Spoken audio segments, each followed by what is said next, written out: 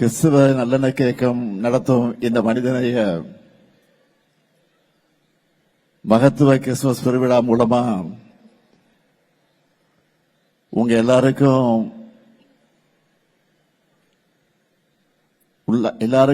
மட்டுமல்ல,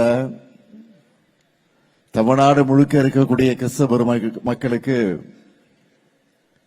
என்னுடைய கிறிஸ்துமஸ் நல்வாழ்த்துக்களை நான் தெரிவித்துக் கொள்ள விரும்புகிறேன்.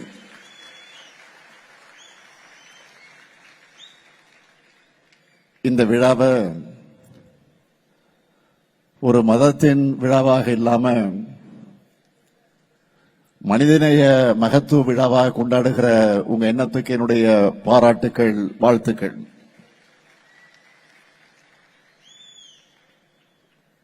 எந்த ஒரு விழாவையும் பிரம்மாண்டமா நடத்தி அசத்தி கொண்டிருக்கக்கூடிய நம்முடைய பாசத்துக்குரிய இனிக்கு இருதராஜ் அவர்கள் திருநெல்வேலியை நோக்கி தமிழ்நாட்டையே திரும்பி பார்க்கக்கூடிய வைக்கக்கூடிய அளவுக்கு இந்த விழாவை பிரம்மாண்டமா நடத்திக்கிட்டு இருக்காரு.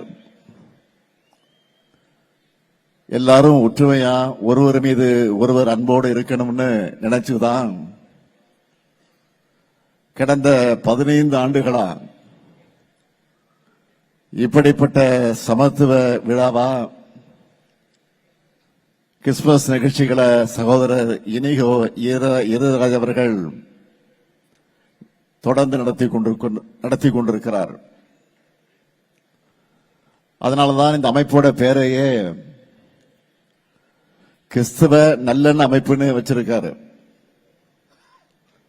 அவருக்கும் அவருடைய நல்லெண்ணத்துக்கும் என்னுடைய வாழ்த்துக்கள், பாராட்டுக்கள்.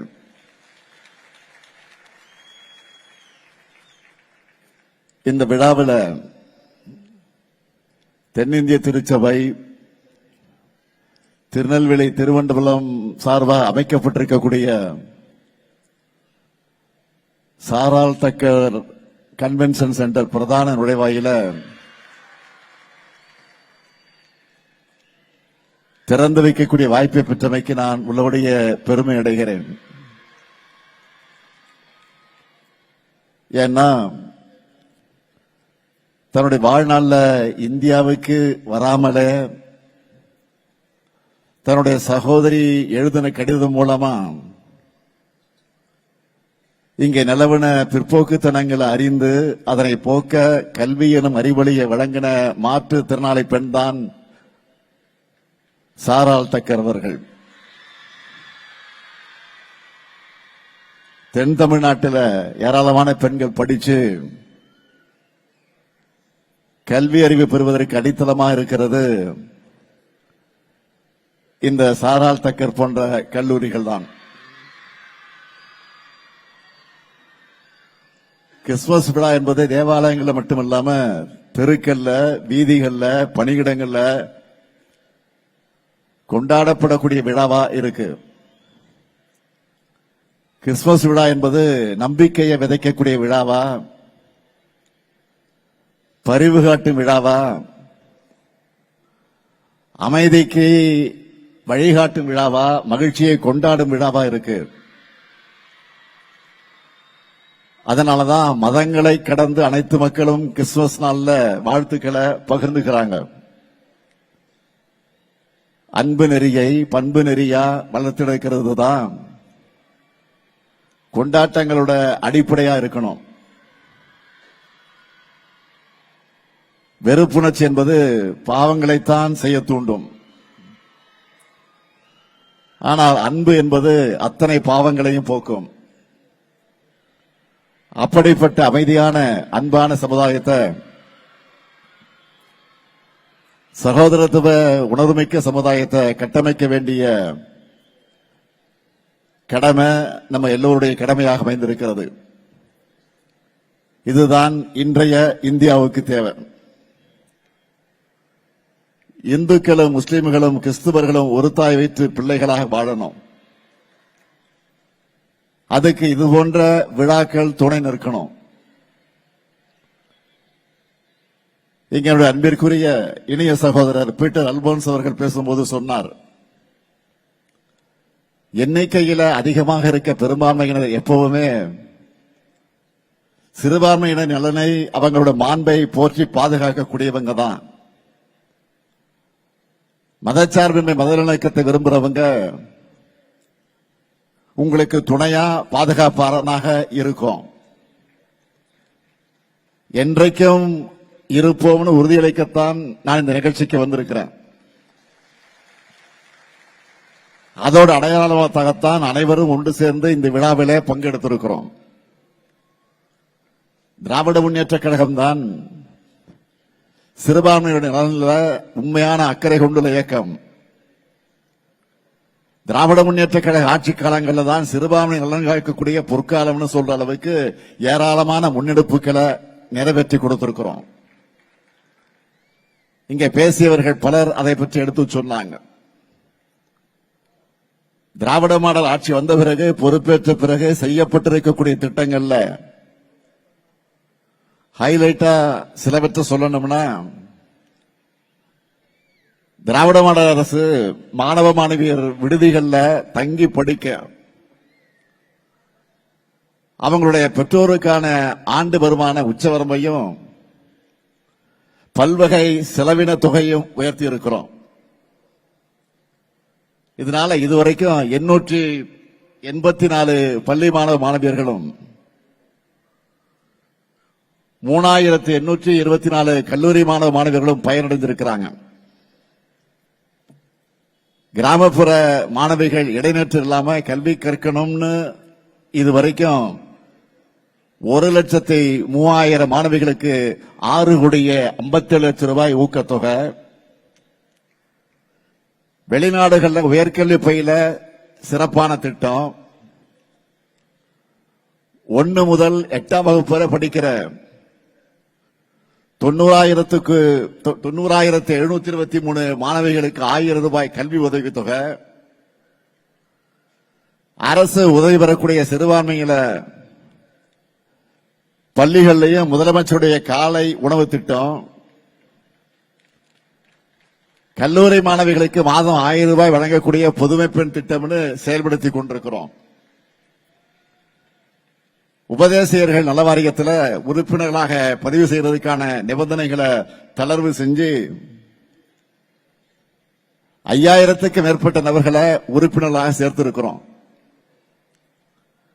திருநெல்வேலி, சிவகங்கை, மதுரை மற்றும் தேனி ஆகிய மாவட்டங்களில் கூடுதல் கிறிஸ்தவ மகளிர் உதவக்கூடிய சங்கங்களை உருவாக்கி தமிழ்நாட்டில் இருக்கிற 46 சங்கங்களுக்கு அரசு இணை மானியமாக 13,86,00,000 வழங்கியிருக்கிறோம்.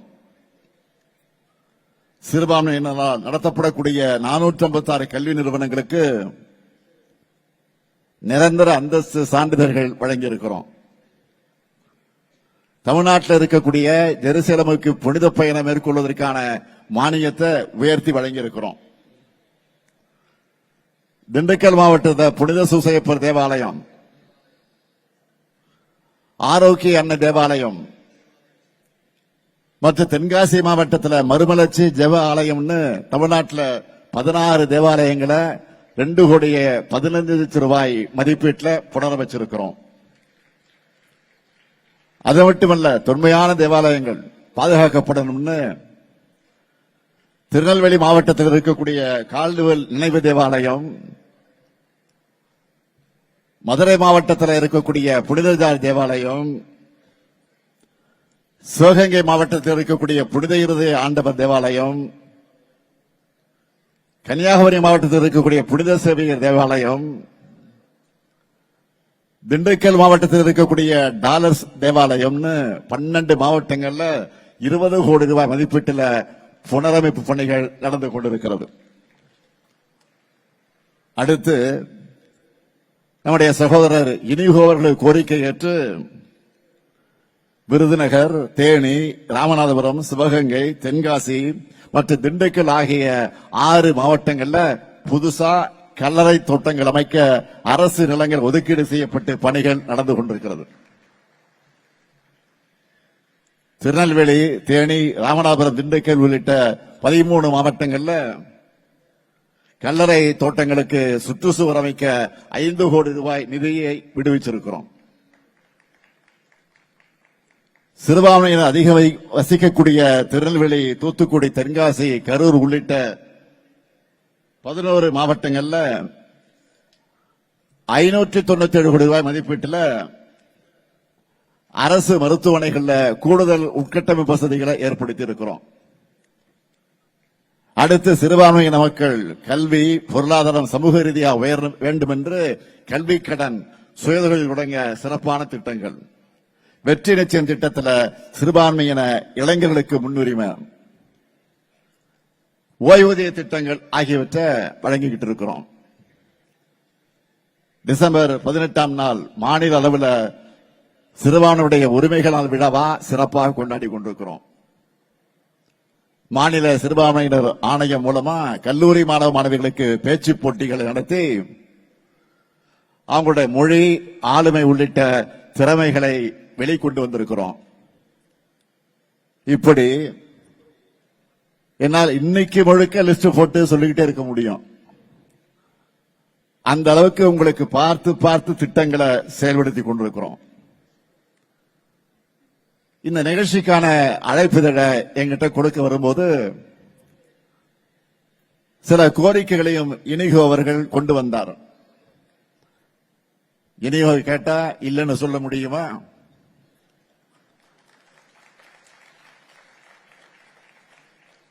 ஆக அந்த கோரிக்கைகள் எல்லாம் பரிசீலித்து அதிகாரிகளுக்கு விவாதித்து அந்த அடிப்படையில் முதல் அறிவிப்பாக நான் இங்கு அறிவிக்க விரும்புவது, சிறுபான்மை கல்வி நிறுவனங்களின் ஆசிரியர் தேர்வு கமிட்டியில அந்தந்த நிறுவனங்களின் பிரதிநிதிகள் மட்டுமே இருந்து ஆசிரியர்களை தேர்வு செய்வதற்கான அரசாணையில கையெழுத்து போட்டுட்டு தான் இந்த நிகழ்ச்சிக்கு நான் வந்திருக்கிறேன்.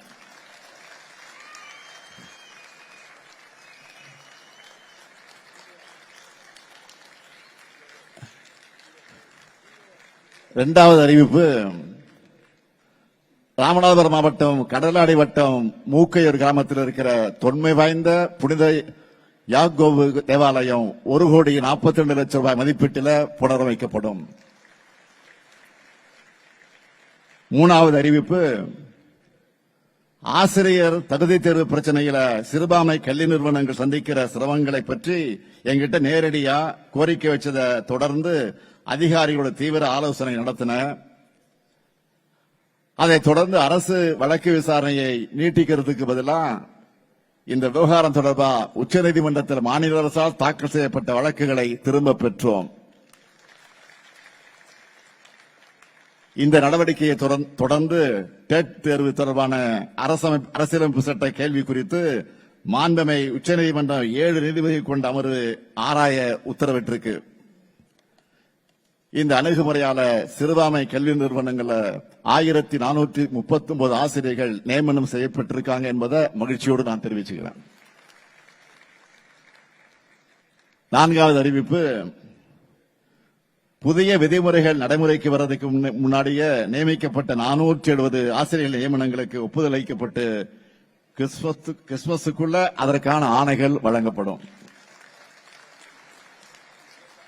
போதுமா? போதும்ல? திருப்தியா?